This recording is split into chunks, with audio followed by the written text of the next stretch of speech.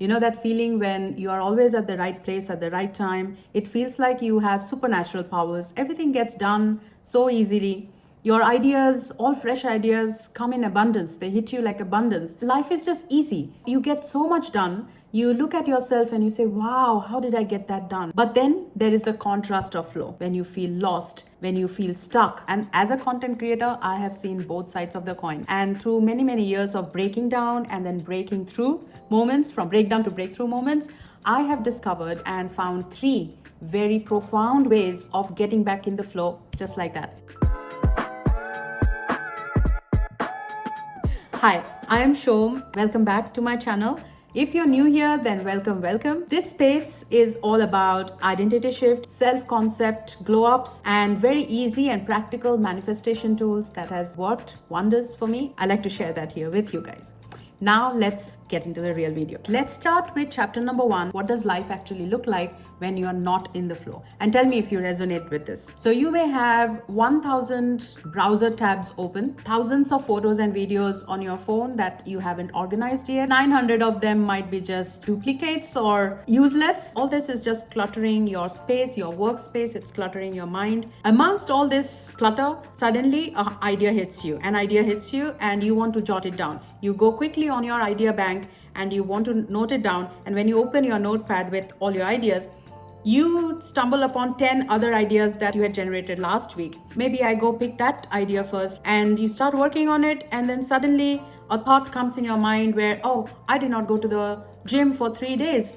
All right, I need to go to the gym. Oh my God. And then you're like, oh, I need a cute little gym outfit for this. Okay, let me go online and start shopping. Oh, but I haven't got paid yet, so I don't have the budget for it. And congratulations, you just steered yourself out of flow. And now comes the consequences of not being in the flow. The first thing you're going to do is start blaming other people or circumstances or anything to do with the external. You're going to start finding faults in the external. So you may start blaming the people you're with, the job, then starts the negative self-talk, have self-pity. You call yourself names, very harsh on yourself. You may say, I am a lazy person, or I procrastinate all the time. I'm good for nothing. I never finish anything.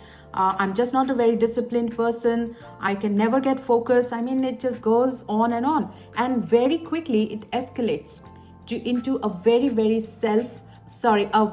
negative self-concept about yourself, where you make a grand conclusion that success is just not for me, or whatever you were working on while you were in the flow, that is just not for me. For example, if you're working on being a YouTuber, or you're working on being an author, you are writing a book, and because you're not in the flow, you have now blamed everybody around you, and then you have blamed yourself. You have all this negative self-talk. All that combined is going to make you conclude that this is just not for me, and that goal goes out the window. That's what happens. That's the consequences of not being in the flow for a very long time. If it's an extended time that you are not coming back in the flow, slowly and gradually, all your goals are going to be thrown out the window, one after another. You will not get anywhere in life, and we don't want that. Now, what you don't need in this moment is another productivity hack. So don't go looking for productivity hacks on time management and discipline building and routine building. This is not the time for it yet. We will get to it later, but this is not the time. When you're spiraling down and you have hit the rock bottom, this is the time when you need silence. This is the time when you need stillness. You need that pause. And in that pause, you will start listening to your own rhythm. You will start recognizing that you are actually going in the opposite direction of the flow. And that can happen only when you have paused for a little while, when you have silenced your mind for a little bit. And once you have given yourself this pause and you realize, wow, what am I doing? I'm actually doing the opposite of what flow wants me to do. And that is when you start going back to the version of you who is calm, confident, clear, and someone who gets their things done easily. You have to get that back. You have to go back to that version. he or she is still there inside somewhere, just under a pile of paperwork or under a pile of to-do list or hidden behind 1,000 browser tabs. We have to look for her or him, and we have to pull her or him out of that mess. And this is how we are going to do that. And now I'm going to show you exactly what to do to get back in the flow. All right. Step number 1, we are going to set the vibe, the mood. We have to set the mood to be in the right frame of mind to even start. Because what we are doing is we are calling in the divine flow in our life. You have to be the receptive, the vessel, the everything around you, your aura, and you need to make space for that kind of flow to flow back in your life. For this, I want you to go back and remember, what was it back then? How did your environment look like? What were you surrounded with? Identify that moment when you were in flow. And now I want you to identify today's current state and see if you are surrounded by any negativity around you. Maybe it's the negative people, or maybe you're participating in negative gossip around you, like fruitless gossip, no benefit at all, and it's just chatter around you. Or is it maybe in your head, negative self-talk? Are you talking all this? Just start being aware of what sort of conversation is happening in your head. So this is the time when you become aware. To solve any problem, the first step is to become aware of the extent of the damage and how much more damage control is required. So we are assessing the current situation by looking at our environment, both external and internal. So externally, we are going to look at, are we surrounded by the right kind of people? Are we in the right surroundings? Are we listening to the right kind of news? Or what does our social media algorithm look like? What are we consuming? What sort of Instagram reels are we consuming? What sort of YouTube content are we consuming? All that is consumption. It's cluttering your mind. And then we are going to look at our inner self-talk, as how are we talking to ourselves? Once you have taken an inventory of your current state, now you know, okay, this is bad. We need to get out of it. And now we take the next step, which is to declutter your visible space. The second step is to declutter the physical environment, the space that you're in. When I want to get back in the flow, the first thing I do is wear a cute outfit. The act of just changing into something like fresh clothes. Even for this video, I was not feeling the flow of making a video about flow. So the first thing I did is to change your clothes, go from the old, throw the old and wear the new. That act of changing already sets the mind into thinking positive, thinking fresh, thinking new. Once I've done that, I anchor in sight, sound, and smell to get back in the flow. The sight, as you can see, my physical space. You can't see my desk, but I'll show you my desk, what it looks like. That's my desk where I am recording currently, and that's my space behind.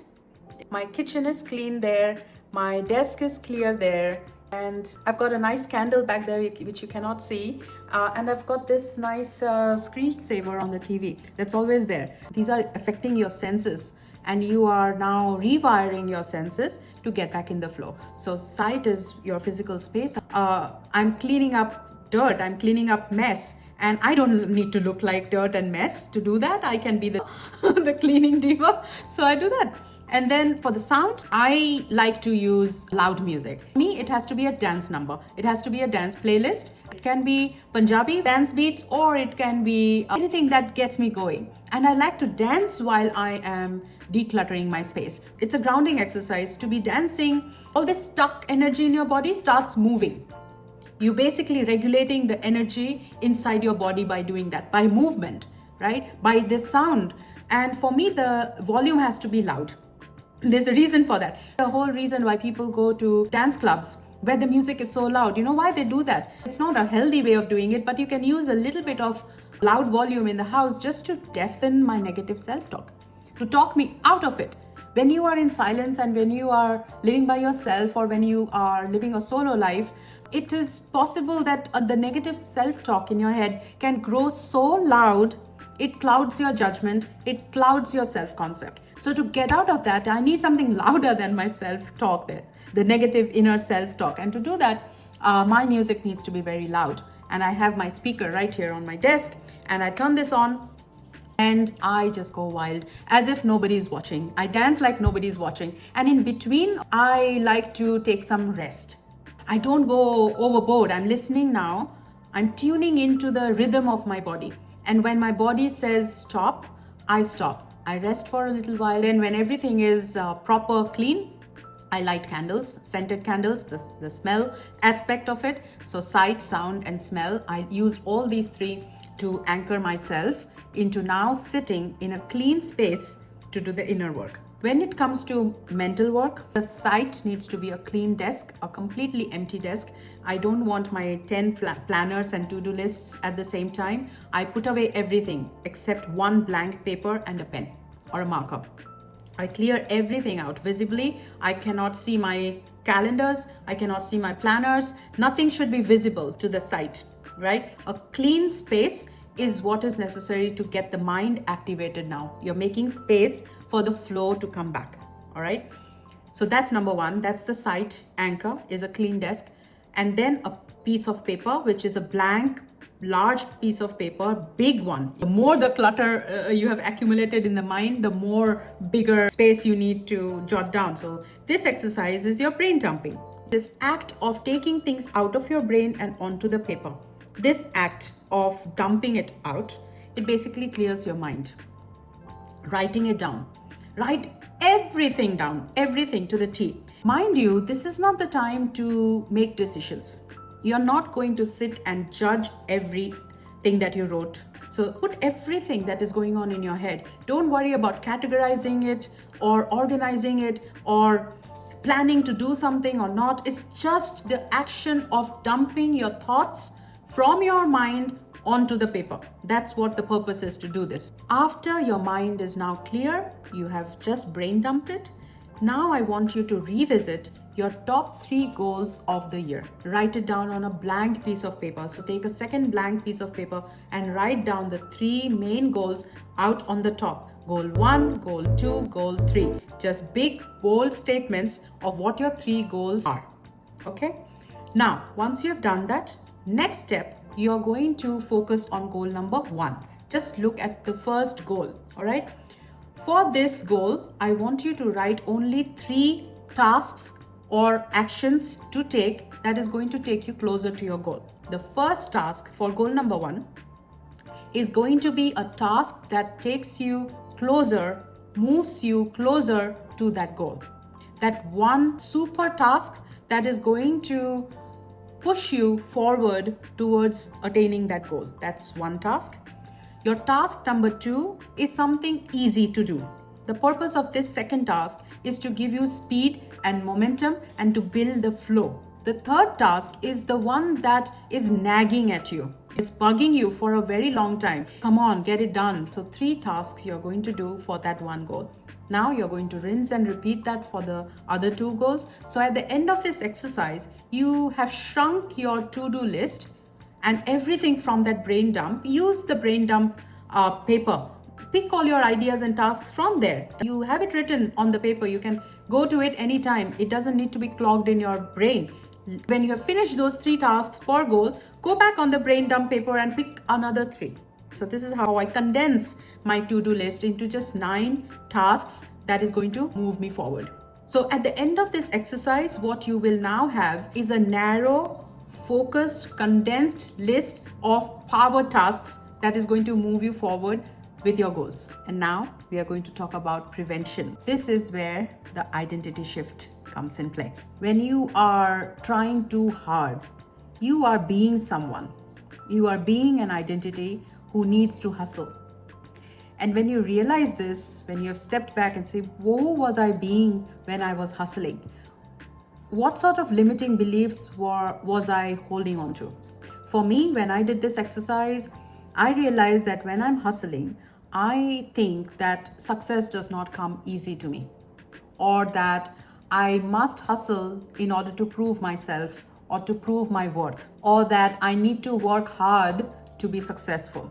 Realize that these limiting beliefs are actually the roadblocks. These are the actual blocks in your mind which make you hustle, which make you get out of the flow state, right? So we need to go to the root of the problem, which is our inner belief and inner self-concept, the inner man or the inner identity that we are holding. Because if you don't do the inner work, this is going to show up again and again and again. You're going to keep on losing flow state, and you don't want that. It's like a pause in your growth. It's like taking you backward again and again, and you don't want that. So we need to fix the inner identity, but you need to sit down with every limiting belief, and you need to do the inner work. You cannot escape that, because otherwise this is going to happen again and again and again. In fact, removing limiting beliefs is part of your growth. It's part of your goals. It's part of you becoming this identity or the new person that you are trying to become. It's part of it. And it's very necessary they show up. It's very necessary for you to experience what is not flow, right? To come out of flow so you can realize what stopped me from being in the flow.